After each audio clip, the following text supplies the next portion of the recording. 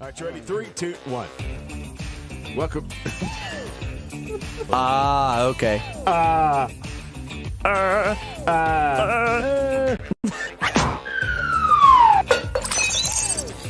And welcome to Slightly Off Target on this Wednesday, October 13th, 2001. Bo Wilson alongside Jeff Hart. Our producer, Seth Chapman, and welcome into the show, fellas.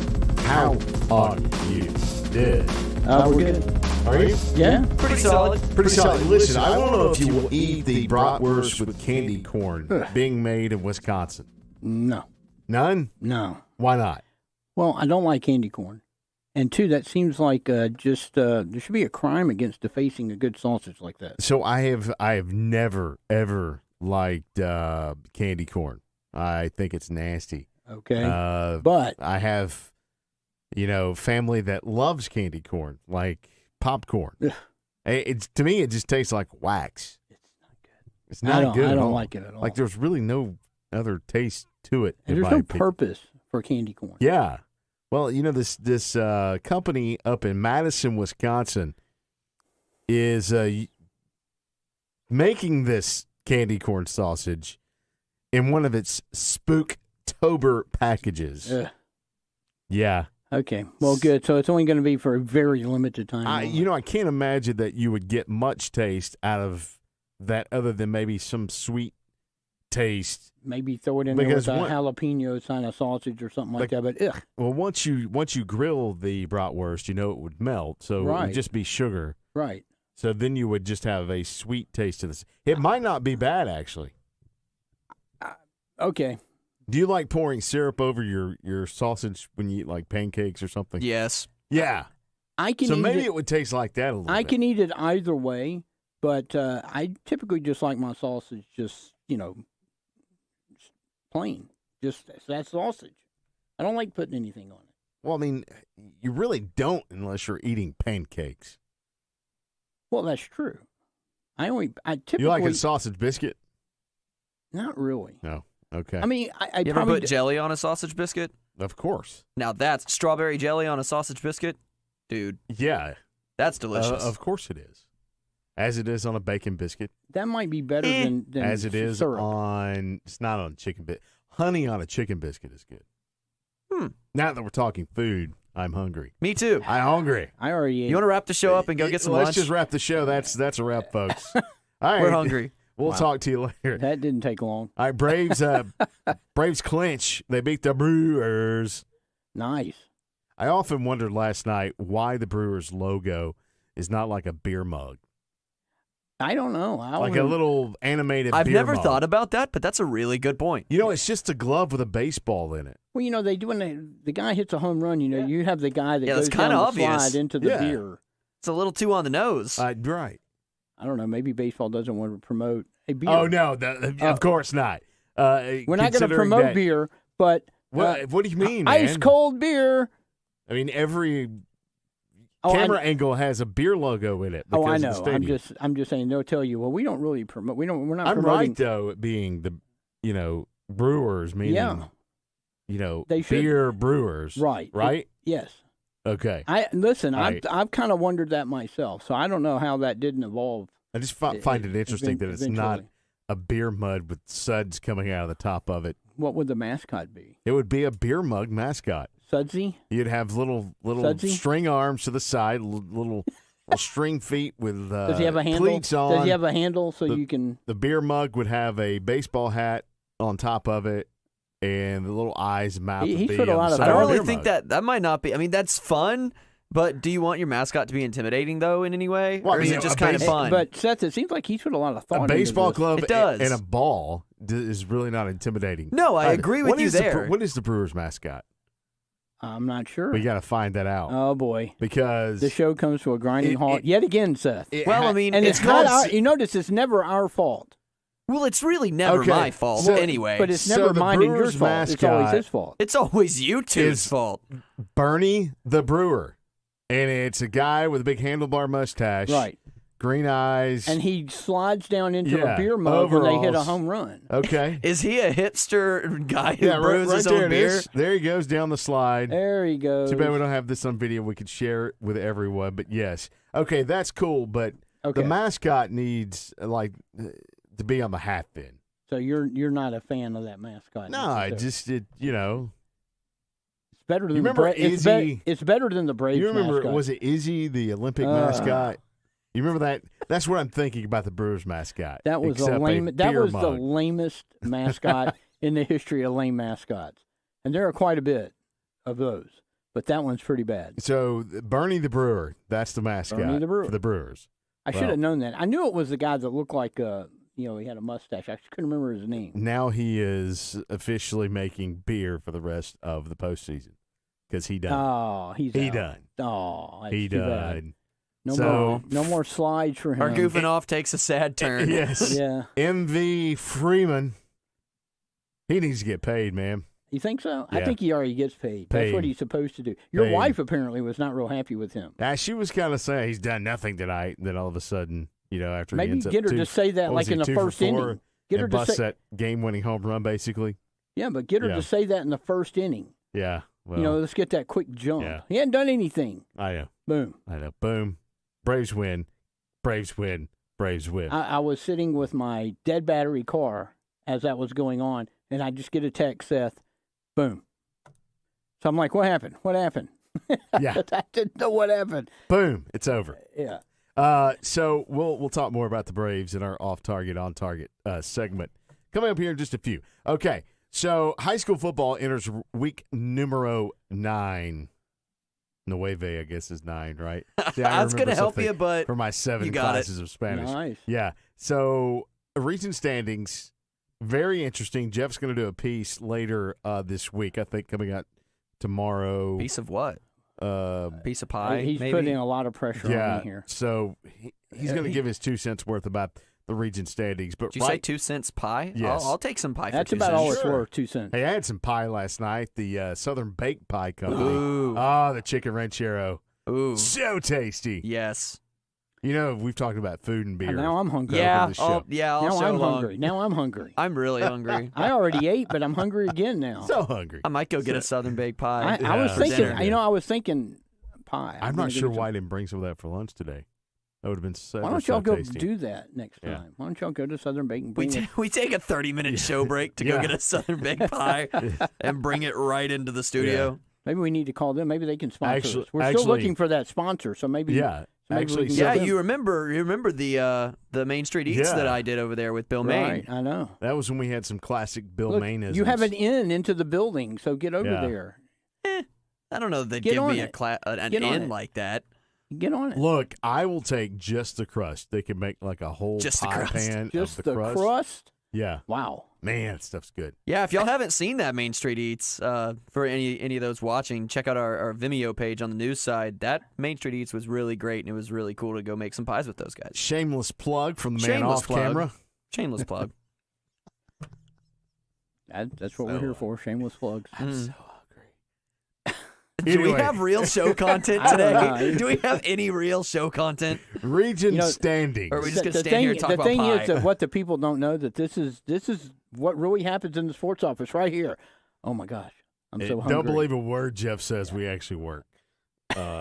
So Look at Seth's Seth's face like, right there. Says it all right there. There you go. we have a good time Just at don't- work. Just don't. I tell- don't remember any of y'all being at Rabin with me yesterday. No. Oh. No, but we have to send the video guy to do video. That's right. And I tell you what, everything next- else. I tell you what. And everything else. Well, Seth, I mean, Seth, Next week I will go do it. next week we'll let you write. Yeah, okay, All fair right, enough. then. Yeah. All right, Touche. I yield. Yeah. I yield. I yield back my time. I yield. Boy, I that yield. was quick. That was That quick. was quick. I yield. He didn't even make a minute there. That was fast. If I were to do that, like we would get so many comments in, like, what happened? pretty that much. would be the only comment. Just y'all, what happened? Well, that would be going like I can. That was it, folks. Welcome back to the show. We had a little technical difficulty with some of our connections. So, Bo and Jeff still with you here. Seth also with you. Yep. We were going into our region conversation after we goofed off for about 10 minutes. And That was actually a short goof off. yeah, it was a short goof off. All right, so teams that really are either must win or just right down really, really having to win. Flowery Branch is one of those. I think Flowery Branch is definitely one of those. It's just about a must-win because of kind of where they sit after losing to the top two teams. I think you've got, Habersham is probably in a must-win. I don't know how you want to treat North Forsyth and Gainesville. That region is so topsy-turvy, and there's so many upsets going on. I mean, almost every week in 6-7A is a must-win. 6-7A just seems like the region that's going to come down like the very that makes end. every game a must-win. Oh, yeah. I just don't think you can because Gainesville still has the top three left to play: Denmark, South, and North. I think West Hall is a must-win. East Hall is a must-win. West Hall is on the brink of. It's really a shame. That was a team that we really liked coming in. Injuries seem to have decimated the Spartans here in the middle of the season. They really started off hot, and then it's really kind of gone south for them. And it's really a shame. There's a lot of talent on that team. I thought that when I was out at practice during the summer and fall, boy, there was good chemistry out there. The kids really seemed to be enjoying what was going on. So, look, you get everybody back. All they need is one game to get back in this, but they're going to have to win this week. Well, I talked to Coach Montgomery yesterday, and he was filling me in on the injuries that they've been dealing with. They've had some top-line guys that had been out, but, now they're sitting at 0-3. 0-3. And, another loss basically finishes them. They have Dawson, who is a much improved team in 7-3A. And, Jeff, 7-3A is going like it's gone the last 2 years or 3 years. Right. If Dawson beats West Hall and North Hall wins over Gilmer this week, North Hall, I believe, clinches a playoff spot. Right. But they still got to play Cherokee Bluff. They have to play Cherokee Bluff. Dawson has to play Cherokee Bluff. Dawson has to play North Hall. Yeah, Dawson has to play Lumpkin. So there's a lot. There's still a lot, but I think because of how some of these things are working, I think there are some teams that just Chestatee. Now there's an improved team. I mean, they're kind of right in the middle of this, but they still have to play Jefferson. They still have to play Flowery Branch. They still have Cedar Shoals. So those are the top, you would consider those the top three teams coming in. Flowery Branch is playing for its life. And, I tell you, I think this is what makes for good football, though. Teams with their backs against the wall, knowing that they can't, they come out, they throw everything they have out there. So I think this is probably, for some of these teams, they're already in playoff mode. I think there are several teams that are in playoff mode they can't lose. They just can't lose. Coming up later this week, our Pick'em Show on Friday, we'll go more in depth on some of those games. Of course, as we said, the biggest games coming up this week, Branch and Cedar Shoals, Madison Chestatee travels up to Madison County, and West Hall over to Dawson County. Those are three big games in the area, as well as that North Forsyth Lambert game, and Lambert being the one that's trying to pull the upsets. Oh, yeah. Look, in the game we haven't really mentioned, Shiloh at Buford. Shiloh's undefeated in the region.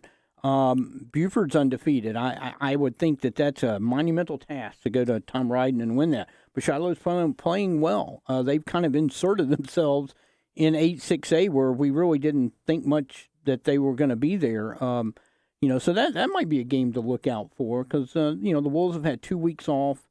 I don't think they've been playing kind of to their standard, even though they're still playing well, but that game has kind of an interesting tag on it. Although I think Buford probably rolls in that one. I think so too. Okay, high school softball has entered the playoffs, and we had some area teams that advanced on into the second round of the playoffs. So tip of the hat to those folks that have moved on. Dawson County, one of those. Flowery Branch, one of those. Jefferson, one of those.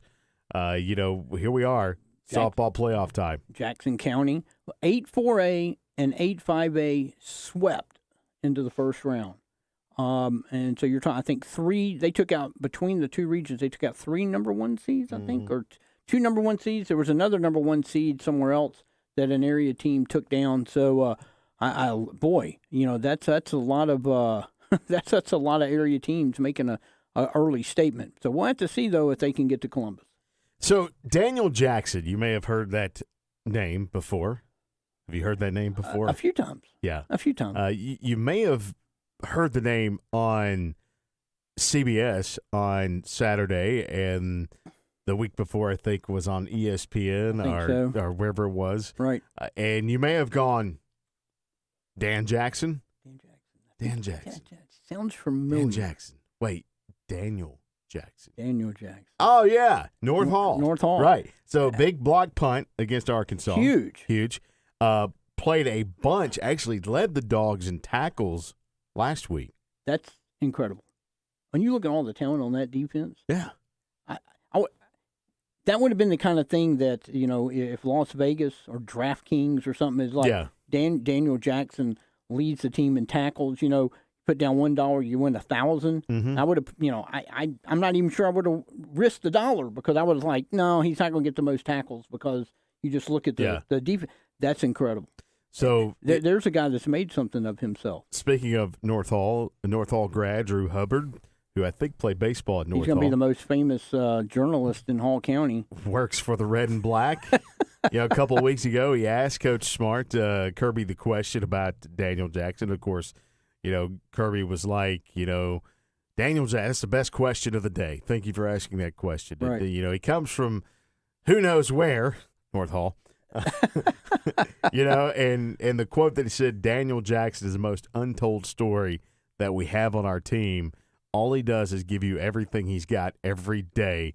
I love the kid. He's a special player.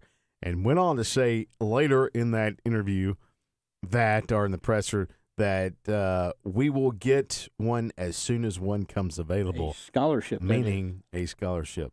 That's so.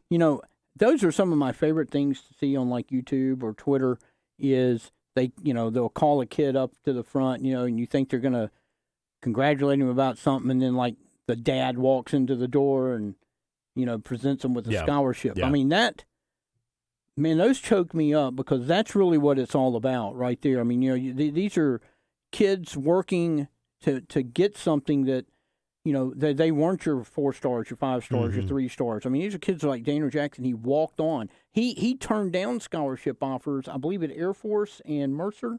Yes. To go walk on at Georgia because he wanted to go play at Georgia. I mean, knowing that they got the number 1, 2, 3 recruiting class in the country, and you're going to walk on. I mean, you're. The odds of you taking the field are astronomical. Yeah.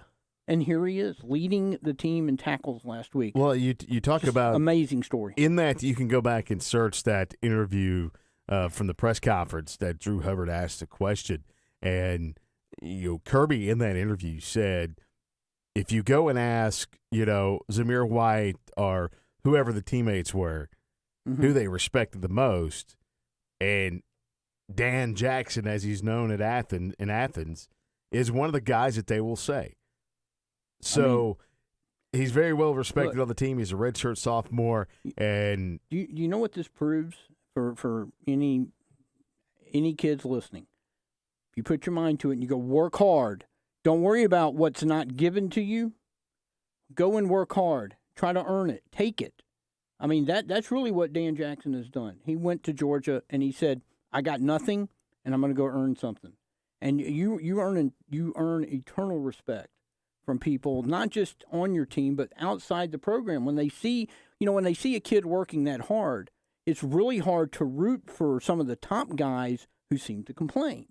Because if you just go work hard, things will work out for you. Well, speaking of working hard, a massive tip of the hat to Daniel Jackson. And we'll keep hearing his name through the rest of the season. So.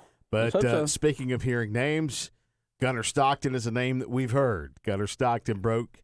Who? Who? No, huh? I'm just kidding. He broke Gainesville's Deshaun Watson's There's some owls in here? What's going touchdown record. I'm sorry? I said, are there some owls in here? What's going on? So he broke a record in the state touchdown record, and that would have been Deshaun Watson's record, and Gunnar is now atop of that. Is that a record that any of us thought would have been broken?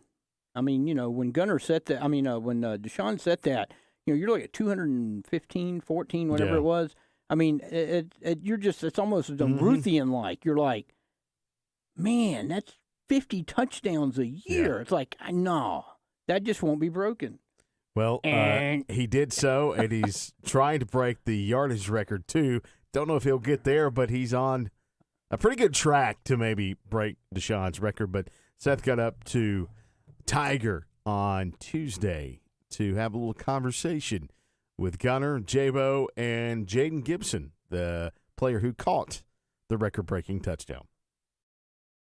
Yeah, I didn't really know I was close to it in the game. I knew I was close to it just because everything, but I didn't know in the game. I didn't really know I was getting close to it, and but it was pretty cool when they announced it and everything. It was really neat. It was kind of hush-hush. Nobody really knew about it. I heard about it like a few weeks ago, but I didn't know he was that close to it until they announced it, and I was like, dang, that's a very good achievement. So it's really special. I think it takes you back to the journey that we've been on with him, and it's a really special moment for him, his family, for our football program. Just a really neat opportunity in that he was able to go and grab, and especially for it to happen here at home in front of our community. Just a special night all the way around.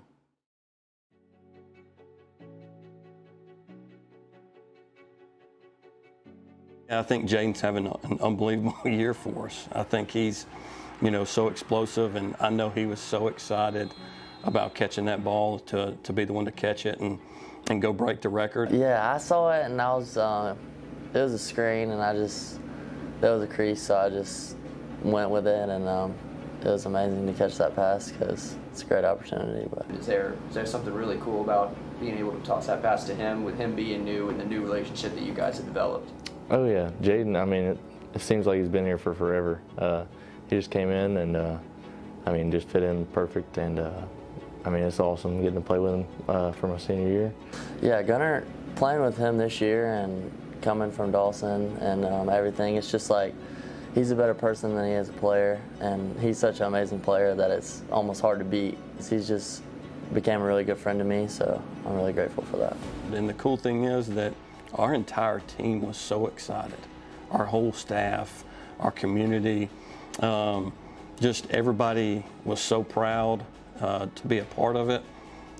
Everybody wanted to make that play for Gunnar. They wanted to be the one to catch it and help him break that record. And I think that's, it's really cool where our program's at right now.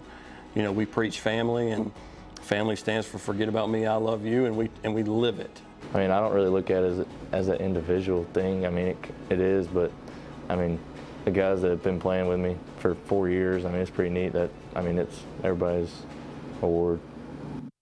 Game of the Edge feature will be up this afternoon, so you can check out the full feature from Gunnar Stockton breaking the touchdown. By the way, I think J-Bo should shave his beard and leave the mustache so he can blend in with his players. Ooh.